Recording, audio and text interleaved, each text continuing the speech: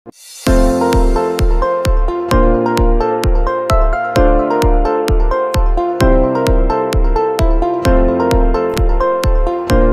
Friend, small step में आपका स्वागत है। मैं पुष्कर ओझा आज आप लोगों के लिए लेकर आया हूं कॉमर्स से जुड़ी कुछ महत्वपूर्ण प्रश्नों को जो कि आगामी प्रतियोगी परीक्षाओं के लिए उपयोगी है, जैसे कि BCom entrance, MCom entrance, NET, JRF. और हमारा आज का टॉपिक है पूंजीगत और आयगत मदें, कैपिटल एंड रेवेन्यू आइटम्स। चलिए अपना वीडियो स्टार्ट करते हैं और देखते हैं। हमारा पहला प्रश्न है, दीर्घकालीन उपयोगिता वाले खर्च को क्या कहते हैं या क्या कहा जाता है? तो इसका आंसर है, इसे पूंजीगत व्यय कहा जाता है। चलिए इसी श्रृंखला में अपने अगले प्रश्न की ओर आगे बढ़ते हैं और देखते हैं। हमारा अगला प्रश्न है, मशीन की स्थापना पर किया गया व्यय क्या कहलाता है? तो इसका आंसर है, उसे पूंजीगत व्यय कहते हैं। चलिए इसी श्रृंखला में अपने अगले प्रश्न की ओर आगे बढ़ते हैं और देखते हैं। हमारा अगला प्रश्न है, आयगत खर्चों का आयगत प्राप्तियों पर आधिक्य क्या कहलाता है? तो इसका आंसर है, शुद्ध हानि। कुछ टेक्निकल इशू की वजह से हम लोग कंटिन्यू अपने वीडियो को नहीं ला पाए, बट अब कंटिन्यू हम लोग वीडियो लाएंगे, तो उसको प्लीज़ देखें और लाइक, सब्सक्राइब और अपना प्यार दें। चलिए अब हमारा अगला प्रश्न देखते हैं। पूंजीगत लाभ अंतिम खाते में कहाँ दिखाया जाता है? तो इसका आंसर है, आर्थिक चिट्ठे के दायित्व पक्ष में। चलिए इसी श्रृंखला में अपने अगले प्रश्न की ओर आगे बढ़ते हैं और देखते हैं। हमारा अगला प्रश्न है, आयगत व्यय को अंतिम खाते में कहाँ प्रदर्शित करते हैं? तो इसका आंसर है, लाभ हानि खाते के डेबिट पक्ष में, यानी डीआर में। चलिए इसी श्रृंखला में अपने अगले प्रश्न की ओर आगे बढ़ते हैं और देखते हैं। हमारा अगला प्रश्न है, वेतन को किस व्यय के रूप में माना जाता है या प्रदर्शित किया जाता है? तो इसका आंसर है, आयगत व्यय के रूप में प्रदर्शित किया जाता है। चलिए इसी श्रृंखला में अपने अगले प्रश्न की ओर आगे बढ़ते हैं और देखते हैं। हमारा अगला प्रश्न है, नए उत्पाद पर किया गया विज्ञापन में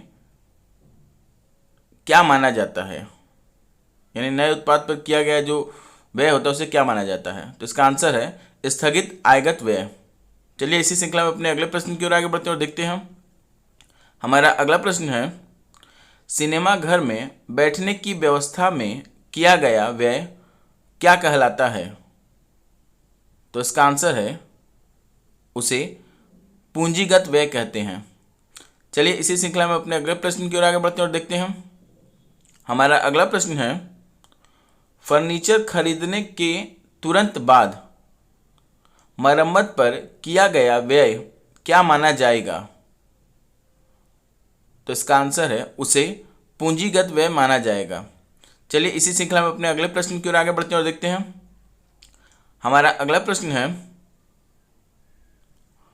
भवन के क्रय पर दिया गया कानूनी व्यय को क्या माना जाता है या क्या कहा जाता है? तो इसका आंसर है, उसे पूंजीगत व्यय माना जाता है। चलिए इसी श्रृंखला में अपने अगले प्रश्न की ओर आगे बढ़ते हैं और देखते हैं। स्थगित आयगत व्यय अंतिम खाते में कहाँ प्रदर्शित किया जाता है? तो इसका आंसर है, आर्थिक चिट्ठे के संपत्ति यानी कि एसेट्स पक्ष की ओर। चलिए इसी श्रृंखला में अपने अगले प्रश्न की ओर आगे बढ़ते हैं और देखते हैं।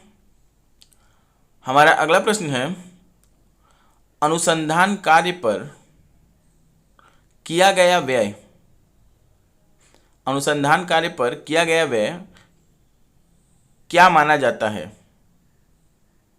तो इसका आंसर है, उसे पूंजीगत व्यय माना जाता है। चलिए इसी श्रृंखला में अपने अगले प्रश्न की ओर आगे बढ़ते हैं और देखते हैं। हमारा अगला प्रश्न है, विनियोगों के क्रय पर दी गई दलाली और स्टाम्प ड्यूटी को क्या माना जाता है? तो इसका आंसर है, उसे पूंजीगत व्यय माना जाता है। चलिए इसी श्रृंखला में अपने अगले प्रश्न की ओर आगे बढ़ते हैं और देखते हैं। हमारा अगला प्रश्न है, स्थायी संपत्ति के क्रय मूल्य, उसे लाने का भाड़ा एवं स्थापित करने के लिए व्यय तथा उसे खरीदने पर दी गई दलाली को क्या माना जाता है? तो इसका आंसर है उसे पूंजीगत व्यय माना जाता है। चलिए इसी श्रृंखला में अपने अगले प्रश्न की ओर आगे बढ़ते और देखते हैं। हमारा अगला प्रश्न है, यदि माल को पुनः विक्रय हेतु क्रय करना निर्मित माल एवं उत्पादन हेतु क्रय किया गया कच्चा माल कौन सा व्यय माना जाता है? तो इसका आंसर है उसे आयगत व्यय माना जाता है। चलिए इसी श्रृंखला में अपने अगले प्रश्न की ओर आगे बढ़ते और देखते हैं।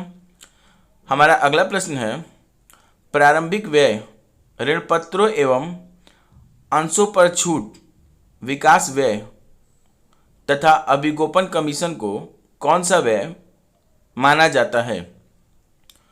तो इसका आंसर है स्थगित आगम व्यय। चलिए इसी श्रृंखला में अपने अगले प्रश्न की ओर आगे बढ़ते और देखते हैं। हमारा अगला प्रश्न है, पुरानी मशीन के घिसे हुए पुर्जे बदलवाने या मशीन की कार्य क्षमता बनाए रखने के लिए किया गया व्यय क्या कहलाता है? तो इसका आंसर है आयगत व्यय कहा जाता है। चलिए इसी श्रृंखला में अपने अगले प्रश्न की ओर आगे बढ़ते हैं और देखते हैं। हमारा अगला प्रश्न है, खानों, रेल व बिजली कंपनियों, चाय एवं रबर के बगीचों तथा संस्थानों की उन्नति के लिए किए जाने वाले व्यय को क्या कहते हैं? तो इसका आंसर है उसे पूंजीगत व्यय कहते हैं। चलिए इसी श्रृंखला में अपने अगले प्रश्न की ओर आगे बढ़ते हैं और देखते हैं। हमारा अगला प्रश्न है, पूंजीगत साधनों पर किया जाने वाला व्यय क्या कहलाता है? तो इसका आंसर है पूंजीगत साधनों पर किया जाने वाला व्यय पूंजीगत व्यय कहलाता है या पूंजीगत व्यय माना जाता है। चलिए इसी श्रृंखला में अपने अगले प्रश्न की ओर आगे बढ़ते हैं और देखते हैं। हमारा अगला प्रश्न है, विभाज्य लाभ से अलग की गई एवं बाहर विनियोजित की गई राशि को क्या माना जाता है? तो इसका आंसर है उसे कोष माना जाता है यानी फंड माना जाता है। चलिए इसी श्रृंखला में अपने अगले प्रश्न की ओर आगे बढ़ते हैं और देखते हैं। हमारा अगला प्रश्न है, पूंजीगत व्यय को आयगत व्यय में परिणत करने से क्या परिणाम होता है? तो इसका आंसर है उससे गुप्त संचय का निर्माण होता है। चलिए इसी श्रृंखला में अपने अगले प्रश्न की ओर आगे बढ़ते हैं और देखते हैं। हमारा अगला प्रश्न है, एक नए उत्पाद को प्रारंभ करने के लिए भारी विज्ञापन देना या भारी विज्ञापन पर खर्च करना क्या माना जाता है? तो इसका आंसर है अस्थगित राजस्व व्यय माना जाता है। चलिए इसी श्रृंखला में अपने अगले प्रश्न की ओर आगे बढ़ते हैं और देखते हैं। हमारा अगला प्रश्न है, आहरण पर ब्याज व्यवसाय के लिए क्या माना जाता है? तो इसका आंसर है आहरण पर ब्याज व्यवसाय के लिए पूंजीगत लाभ माना जाता है। चलिए इसी श्रृंखला में अपने अगले प्रश्न की ओर आगे बढ़ते हैं और देखते हैं।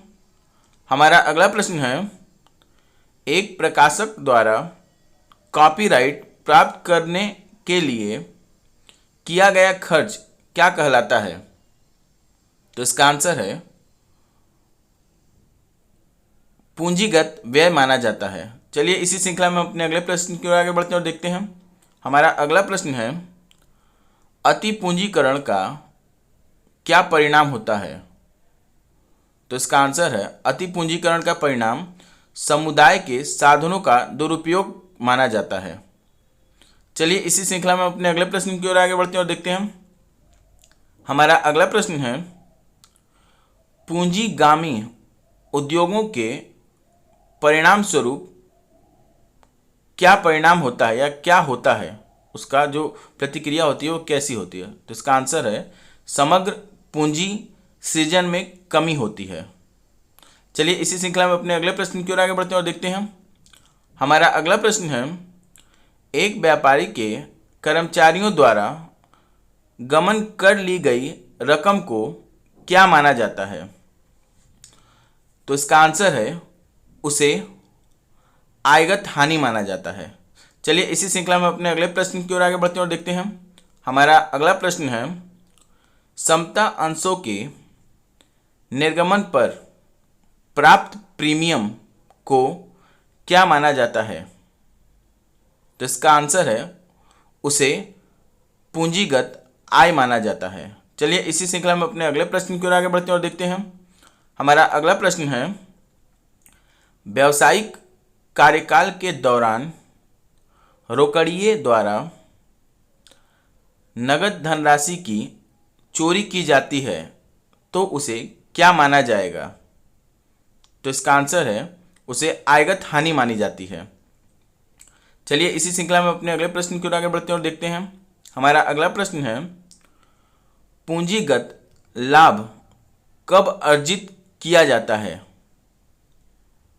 तो इसका आंसर है, पूंजीगत लाभ को स्थायी संपत्तियों के विक्रय से अर्जित या प्राप्त किया जाता है। ऐसे महत्वपूर्ण प्रश्नों के लिए मेरे चैनल को लाइक, सब्सक्राइब और शेयर जरूर करें। और हाँ मित्रों, बेल आइकन दबाना ना भूलें, जिससे कि हमारी नई वीडियो की अपडेट आपको मिलती रहे। हम इसी तरह महत्वपूर्ण प्रश्नों की श्रृंखला आपके समक्ष लेकर प्रस्तुत होते रहेंगे। धन्यवाद।